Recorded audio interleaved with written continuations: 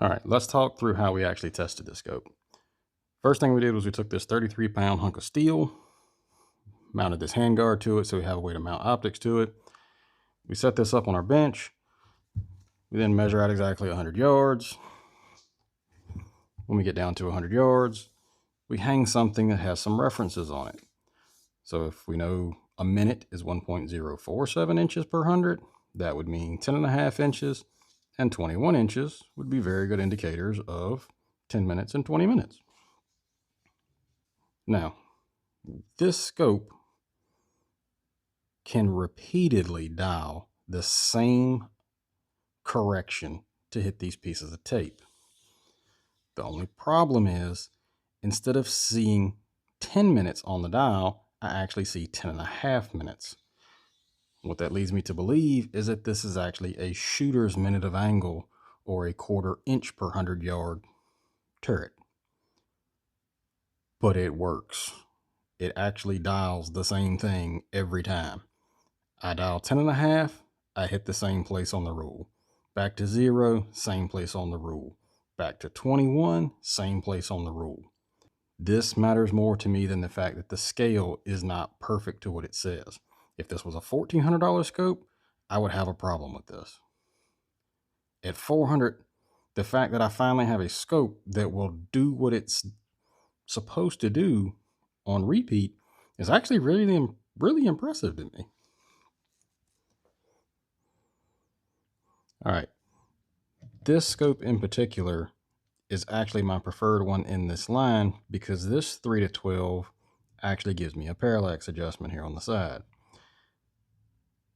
This to me actually made it very appealing for a 22. It actually goes down low enough to 25 yards that I feel good about putting it on something like a little 1022 Charger, which is exactly what I did with this.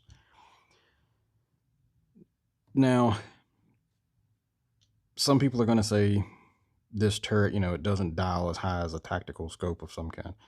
And I'll agree with that, but this 24 minutes, or actually 23 3/4 is what I'm getting out of mine, and we'll get into how that turret stops here in a minute, is more than enough for me to shoot any normal rifle I own far beyond where I'm going to normally shoot it. All right, let's talk about the reticle for just a minute.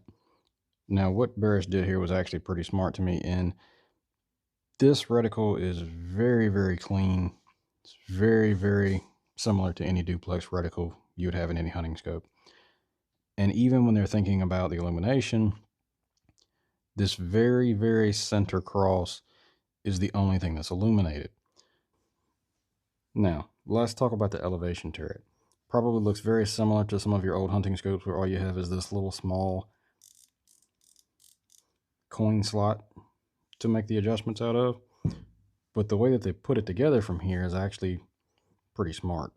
And I'm wondering if this is how they're holding the budget they are, is by using a turret assembly from something that was a cheaper scope, but that actually works. It has this 1/4 inch per 100 instead of the actual 1/4 minute, maybe? I don't know. If it is, good job, Burris.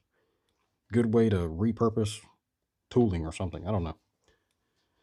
Now, the way they did the zero stop. Hopefully you can see this little small ring machined into the turret assembly here. That ring lines up with this little pin. Hopefully you can see that if it'll focus there. Okay. This is what's limiting your travel for your turret, is that little pin rotating in that groove. Okay.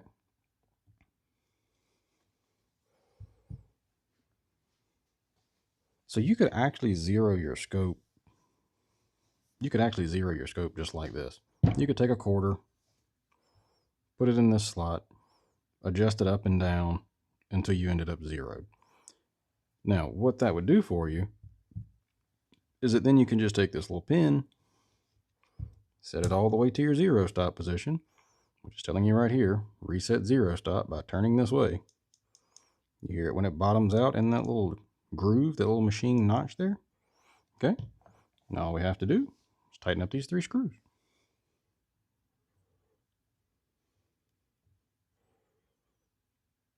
Make sure that that ring stays pushed all the way around as we go to tighten up those screws.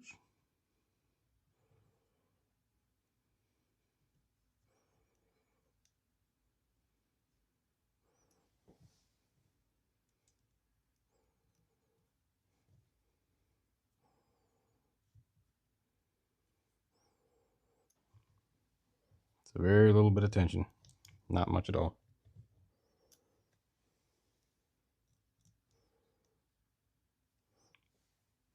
I really don't believe you should have to even use the long side of the wrench to do this. Now, what you want to make sure of after you do that is make sure that the turret will not turn a click in that direction. If it will, that means that you didn't keep that pin seated when you went to tighten these screws. But at this point, you should be able to turn it in the opposing direction. Okay. After that, okay, after that, you want to take your ring assembly here. You'll want to line up your 0.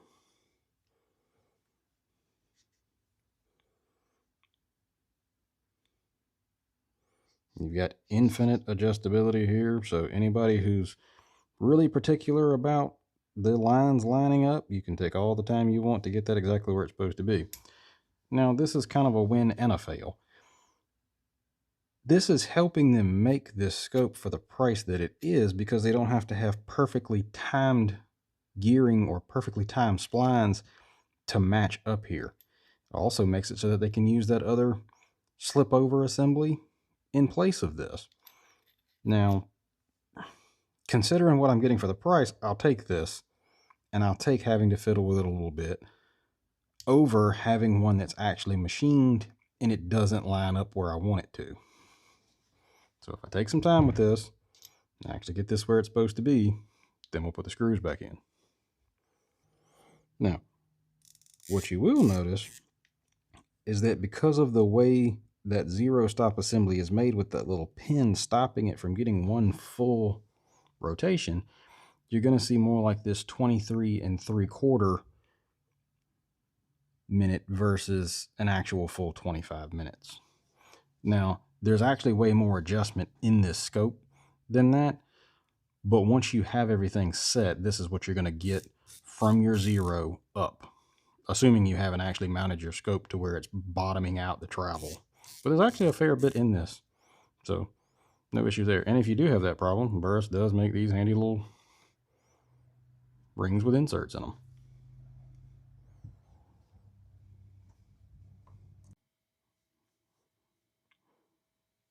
So after looking at this scope, I don't think it's a replacement for your higher end scopes. I really don't. I do think this is a really good crossover type scope. If you're somebody who's looking for something in this price range for a hunting scope and you are interested in going out some during the summer and, you know, changing this dial out to an exposed dial versus the cap dial, maybe you want to keep the cap dial during hunting season so you don't risk bumping this off, miss your trophy. But then during the summer, you can put this on, hey, 3, 4, 5, 6, 7, 800 yards, whatever you're going to get anything you want to get out of learning a little bit of distance with this on a good centerfire rifle. It really is going to be my budget replacement for a while because I've struggled for a while to actually find something that tracks anywhere in that sub $400 range. They did good with this. So if you're looking for a scope in that price range, absolutely give it a whirl. Like I said, it's not a $2,000 clear scope. It's not going to compete with that, but in its price range, it's actually very clear. It's very functional.